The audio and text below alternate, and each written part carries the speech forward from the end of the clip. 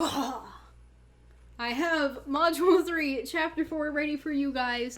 I am trying to knock these guys out just so that people who actually want to study aerospace dimensions don't just stop after Chapter 3 in Module 3, Chapter 3, because that would be very disappointing. So today we're talking about moisture and clouds.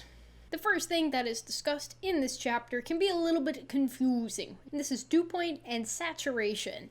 And so one way that I became more familiar with this concept is when I was doing flying things. So whenever you are given a temperature in your weather information for flying, you're given the temperature and the dew point. When they're within 5 degrees Celsius, that means that you're likely going to experience a lot of fog and a lot of cloudy conditions. And the reason for that is because saturation is how much water is in the air. So when the air feels pretty humid, that means the air is more saturated with moisture and water molecules.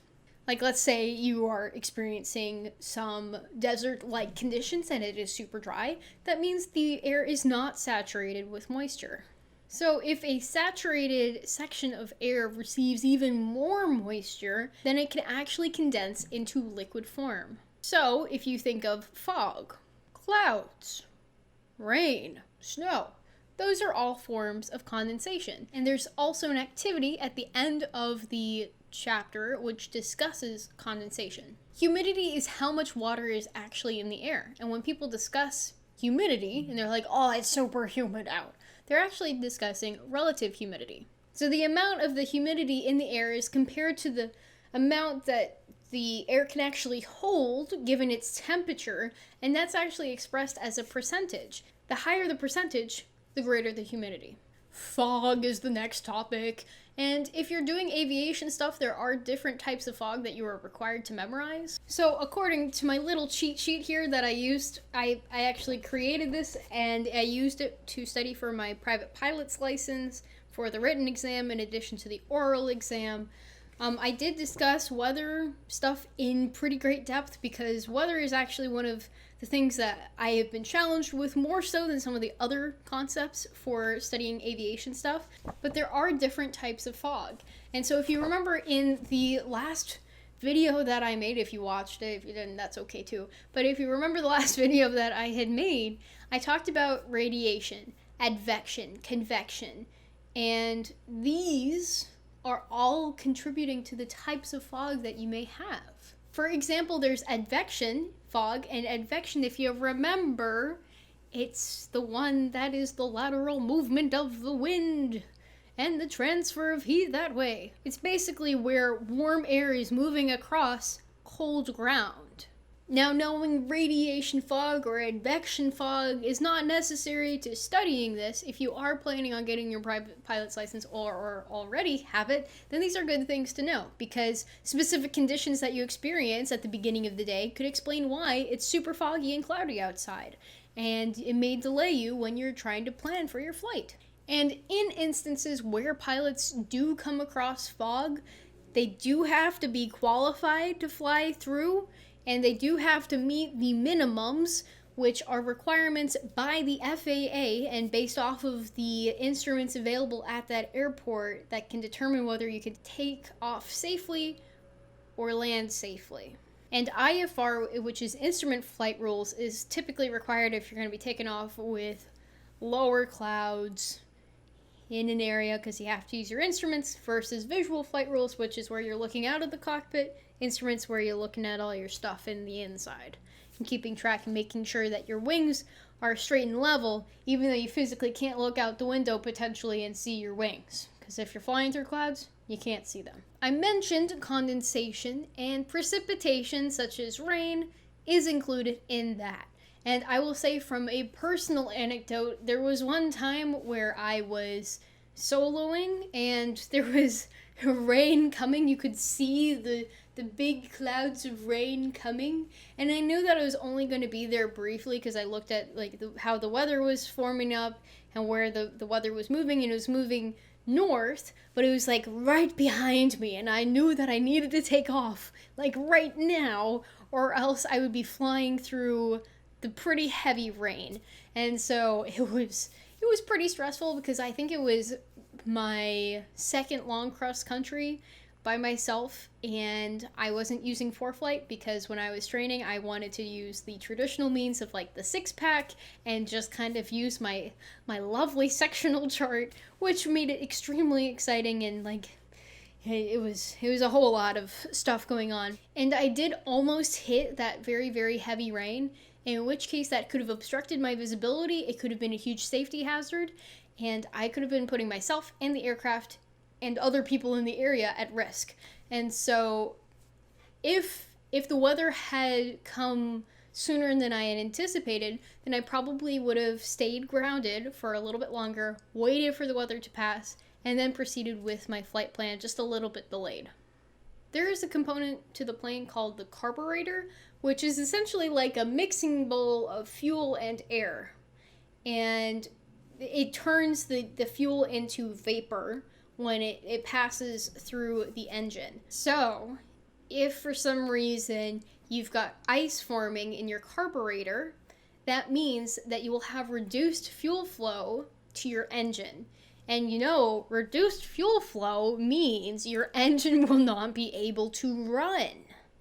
So some planes, like the plane that I flew in, they have a little knob thing that says Carburetor Heat, and you turn it on depending on specific conditions. Whenever you were below, I think it was like 65 knots in the plane that I was flying in, you'd have to turn your carb heat on just so that it would prevent icing in your carburetor, and you'd have a constant flow of fuel into your engine, and it's taking that heat from your engine that it's producing and reorienting it towards the carburetor to prevent potential icing. You should probably already know the water cycle, and the reason why it's called the water cycle is because it's this never-ending loop of where the water goes and what happens to it. The first thing that happens if you've got this body of water is that evaporation takes place. So the water molecules kind of float up, and they're like, up, up, up, up, up, and then they start to pack together, and they can create clouds in the process of condensation. And once there's enough condensation and it becomes too heavy with all of the moisture, then it lets go of the water in what's called precipitation. There's also the process of transpiration, which is where plants release water molecules. But that's enough about the water cycle. Let's talk a little bit about clouds. There are 3 basic forms of clouds, which include Cumulus, Stratus, and Cirrus. And the way that I have remembered them is based off of how they're shaped. So starting at the highest ones in the atmosphere, you can think of the cirrus as like the little ice particles that are up here. They are little wisps in the air, and typically they are kind of like string-like, wispy, and they don't have a whole lot of substance to them. The next one that I will discuss is stratus. And stratus is typically associated with being sheets of clouds. So if you think of when you have flown in an airplane, like commercially, more likely than in a Cessna, probably not in a Cessna unless the cloud deck is pretty low. But anyway, if you've been flying and you see just kind of like this nice flat sheet of clouds, and you're like, oh, how nice and pretty that is. That's the stratus. Sometimes there is nimbostratus, which does lead to rain. Stratus is typically not very high in vertical development. They're pretty flat, which is why they're related to being like a sheet. And a lot of times, stratus clouds have a grayish appearance as opposed to that white wispy look that the cirrus clouds had.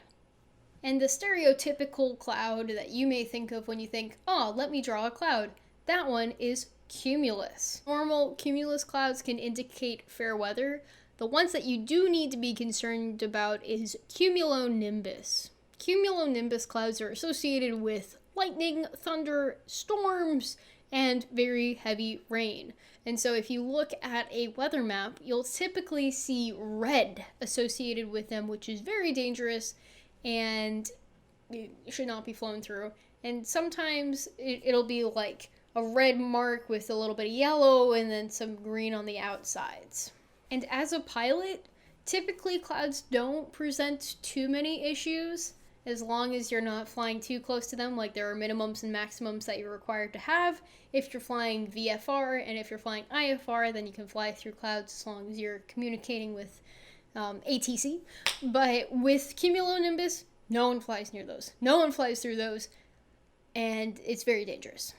So each of the parts of the cloud names are associated with a specific translation, which is included here in the book. And I will say that cirro is the curl. So cirro, if you remember the cirrus clouds, they're the little wisps. So cirro is the curl of the hair translation, and they're typically very high. Alto means mid, and if you think of like an alto saxophone, that's how I remember that. It's like a mid-voice instrument in the range of the saxophones versus like the baritone saxophone or the soprano saxophone. Alto is in the middle. Strato means layer. Nimbo means rain and precipitation. And cumulo means heap. So I'm going to give you a quick test here. If I said cirrostratus, what kind of clouds would they look like? So it should be a very high set of clouds, and it should be almost like a sheet of wisps. It's very light, it's very high, and like a lot of light can pass through them because they're very thin, but it's still that sheet because it's got stratus at the end of it, but cirro means it's high and it's very wispy. I'll give you another one. Nimbostratus.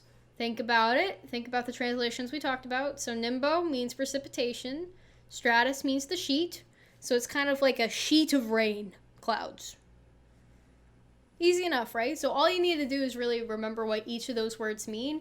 And then if someone says, what is this cloud formation? What is the name of this cloud formation? And you look at a picture, you'd be able to say, this is cumulonimbus.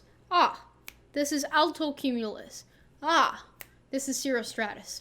And it does take a little bit of practice, but it's definitely something that's kind of cool that you could point out to your friends. You could be like, that is a cirrus cloud. And they'll be like, thank you, dear friend. I appreciate this knowledge. How did you obtain such knowledge? You could say, yes, I am a Civil Air Patrol member, and I learned about clouds in my journey of understanding weather and aviation through Redberryweo's channel. And they would say, that's so nice. Congratulations on learning the different types of clouds. The last cloud that I'll mention is the lenticular cloud, which is normally associated with being close to mountains, and they kind of just stand there and they've got some depth to them, but their full name is Alto Cumulus Standing Lenticular, or ACSL clouds. At the end of the chapter, I shall remind you I am not doing the activities myself because you're the one who should do them. You should do these activities. Actually, maybe one day I'll do some of these activities with you guys. That would actually be a pretty good idea, and then we talk about it. Maybe I should do that. Well, I want to do the summary videos first, so I will just say make sure you take a look at each of these different activities, and if you are interested in doing them, please feel free to do them. But that completes our overview of Chapter 4 in Module 3. So thank you so much for watching, and that is all, folks. Until next time, toodles.